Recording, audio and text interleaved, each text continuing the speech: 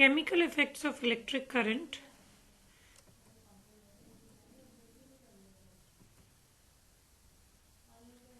In today's class, we will be studying about electrolysis. Let's understand what is electrolysis. Electrolysis is the process in which an electrolyte dissociates into its respective ions when current is passed through it. कि जब भी किसी electrolyte यानी कि substance through which electricity can pass is called as electrolyte. तो जब हम electrolyte के through electricity pass करें और उस electricity pass होने की वजह से वो dissociate हो जाए अपने आयंस में, कैटायंस और अनायंस में ब्रेक हो जाए इलेक्ट्रिसिटी पास करने की वजह से हुए.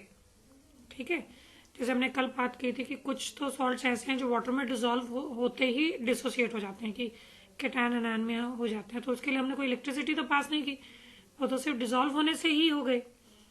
लेकिन कुछ मॉलिक्यूल्स जो है वो इलेक्ट्रिसिटी पास करने के बाद ही उनके कैटायंस अनायंस अलग होंगे. So let us take an example कि मान लो कोई मॉलिक्यूल है ए बी और उसके थ्रू इलेक्ट्रिसिटी पास की जाए तो वो ए और बी दोनों अलग अलग हो जाए.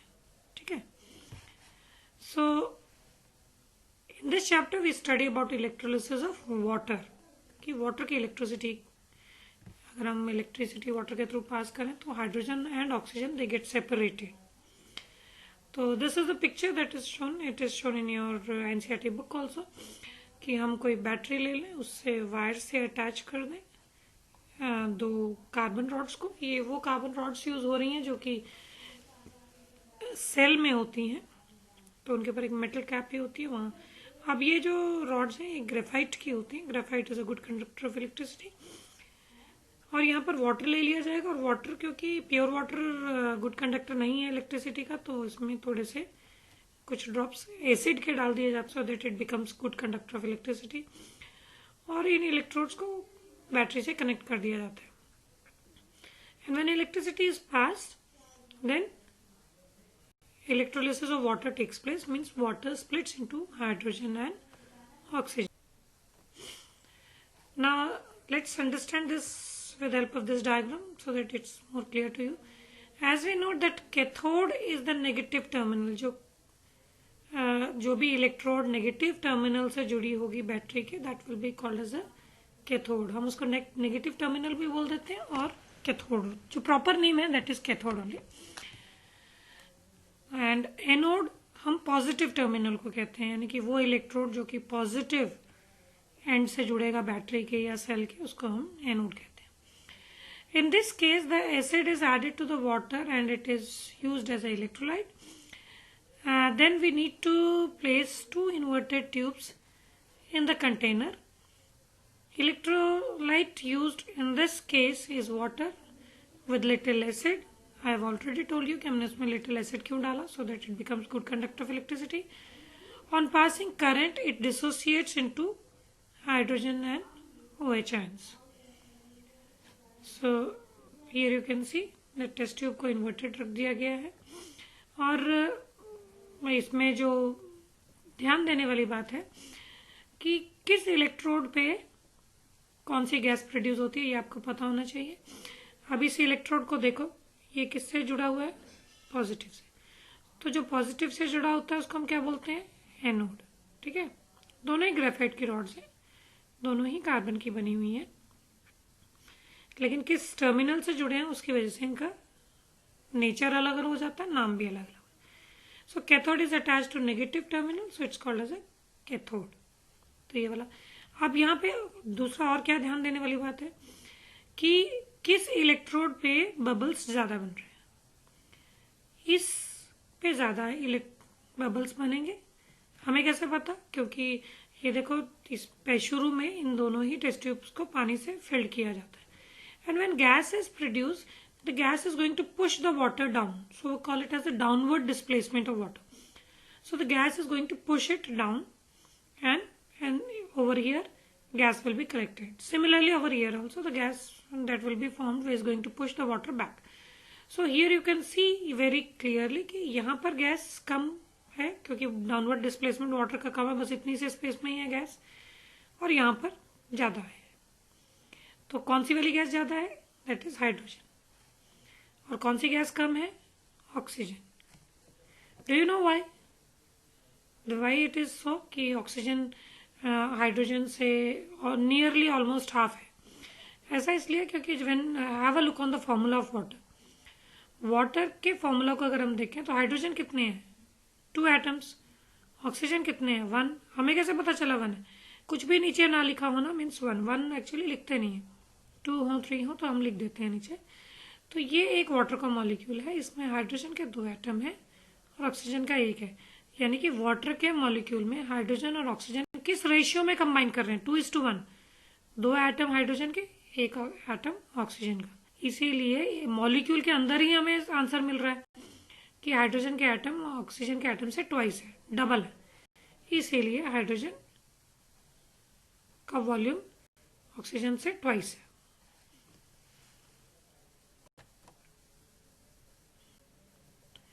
So following reactions takes place. We know that now hydrogen moves towards the cathode and OH will move towards the anode. अब ये जो हाइड्रोजन आयन है इसके ऊपर चार्ज क्या है? प्लस। और ये किसकी तरफ को मूव कर रहा है? कैथोड। कैथोड का खुद का चार्ज क्या होता है? नेगेटिव। तो ये ऑपोजिटली चार्ज इलेक्ट्रोड की तरफ मूव करेगा, जबकि OH का नेगेटिव चार्ज है और एनोड का पॉजिटिव होता है, इसीलिए OH एनोड की तरफ को मूव करेगा। So at anode you will notice oxygen gas bubbles, कि वहां पे ऑक्सीजन गैस बबल्स प्रोड्यूस होंगे, जबकि कैथोड पे क्या प्रोड्यूस होगा? Hydrogen gas bubbles. Let us see an experiment in which electrolysis of water is being conducted. When electricity is passed through water splits into hydrogen and oxygen. In one molecule of water, hydrogen and oxygen are present. The ratio of 2:1 by volume means hydrogen atom is twice the number of oxygen. And due to this reason, in this experiment, you can see that in one of the test tube, the gas collected is more than the other one. By downward displacement of water, gases has been collected on the top of the test tube. So the test tube, which is having more gas, is actually hydrogen. And the test tube having lesser gas is actually oxygen.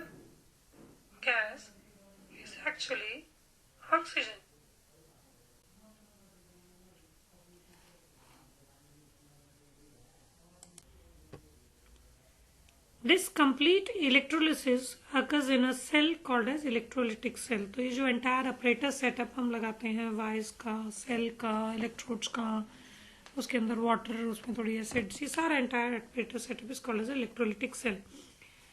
This contains a container in which 2 electrodes are placed. These electrodes are connected to the cell or a battery through a wires. One electrode is positively charged and is known as anode. The other electrode, which is negatively charged, is known as cathode. The positive terminal of the battery is connected to the anode and the negative terminal of the battery is connected to the cathode. In electrolysis, there are few terms जिसकी definition आपको पता होनी चाहिए. Electrodes, it is a source of current for solution. Anode, it is positive terminal. The electrodes are generally made up of carbon rods. और carbon के किस form के? Graphite के. अगर कैथोड की डेफिनेशन करनी है, it will be the same, बस चेंज क्या आ जाएगा? It is a negative terminal. ठीक है. Electrolyte, a substance or solution placed in the container in which dissociation of ions takes place. The chemical reaction takes place and as a result various observations can be seen. तो electrolyte में जैसे electricity pass की जाती है तो there are some changes brought about and we need to observe those changes. As we know that cathode is negative terminal and anode is positive terminal, here the electrolyte we are going to use is sodium chloride solution. तो अब जैसे हमने electrolysis water का किया, तो एक और electrolysis हम पढ़ लेते हैं जिसमें हम सोडियम क्लोराइड की इलेक्ट्रोलिसिस कर रहे हैं, यानी कि कॉमन सॉल्ट जो है उसके थ्रू इलेक्ट्रिसिटी पास कर रहे हैं. On passing current it dissociate into sodium and chlorine ions. कि सोडियम और सोडियम को के किस फॉर्म में हम इलेक्ट्रिसिटी पास करते हैं, उसके थ्रू लिक्विड फॉर्म, मतलब उसको पिघला लिया जाता है. सोडियम क्लोराइड रूम टेम्परेचर पे तो सॉलिड होता है व्हाइट कलर का, बट उसको पिघला लिया जाता है और उसके थ्रू इलेक्ट्रिसिटी पास की जाती है. कभी भी सोडियम क्लोराइड को वाटर में डिसॉल्व करके उसके थ्रू इलेक्ट्रिसिटी पास नहीं की जाती है, क्योंकि ऐसा नहीं है कि उसके थ्रू इलेक्ट्रिसिटी पास नहीं होगी, हो जाएगी, बट रिएक्शन भी यही वाला रिएक्शन हो जाएगा, बट उसके आगे भी फर्दर रिएक्शन हो जाता है, क्योंकि जैसे ही सोडियम बनता है तो वो वाटर से रिएक्ट कर जाता है. क्योंकि इन metal and non metal you have already studied that sodium is a very reactive metal. तो इसीलिए उसको मोल्टन फॉर्म में उसके थ्रू इलेक्ट्रिसिटी पास की जाती है.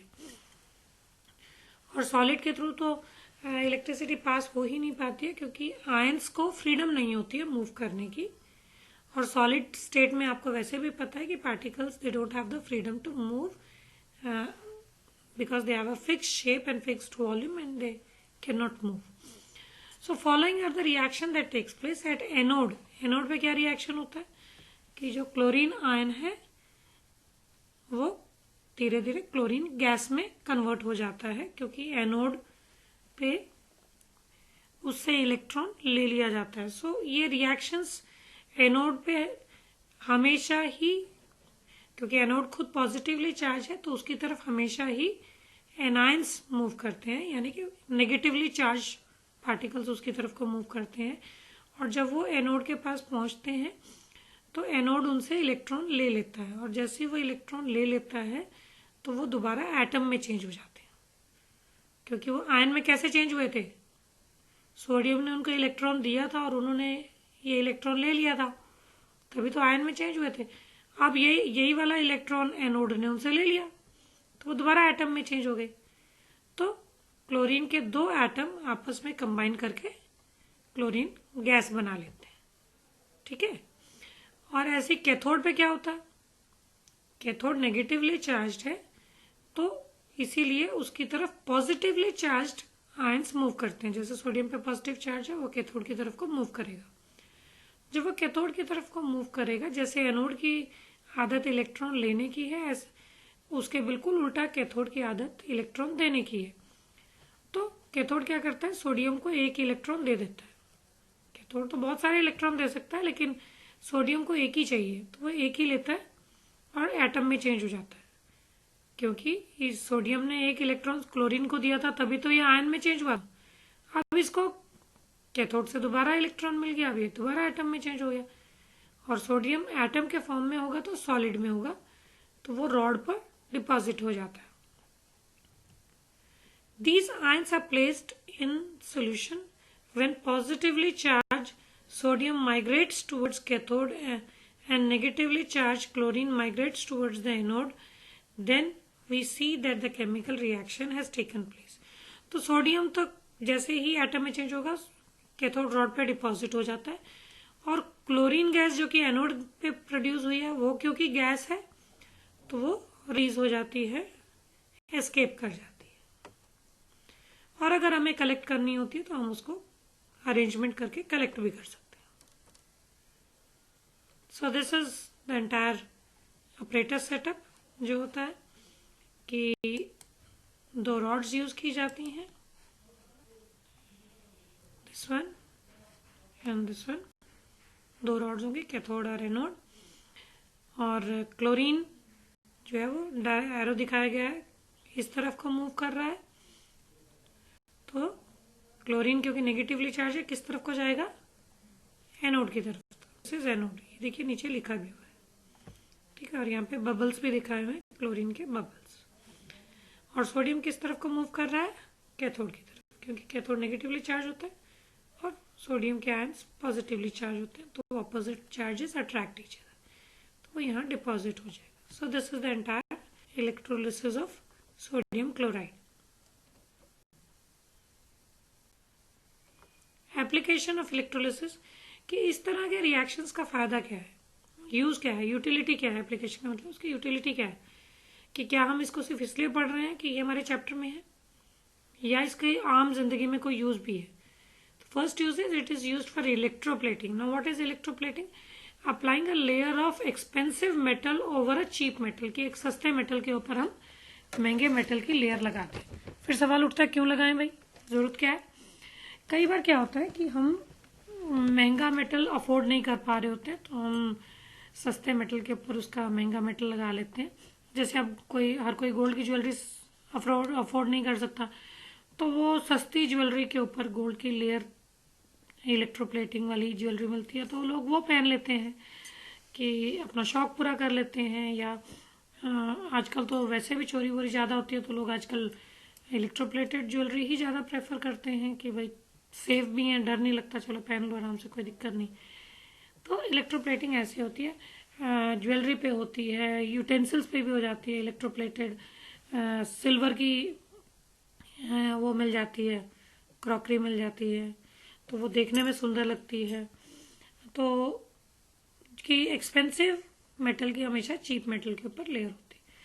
Second use, it is use for electro refining, कि जैसे whenever we obtain metals from nature, so we get it in the form of ore, यानी कि उनके साथ बहुत सारी impurities होती हैं, lot of impurities are present with the metal.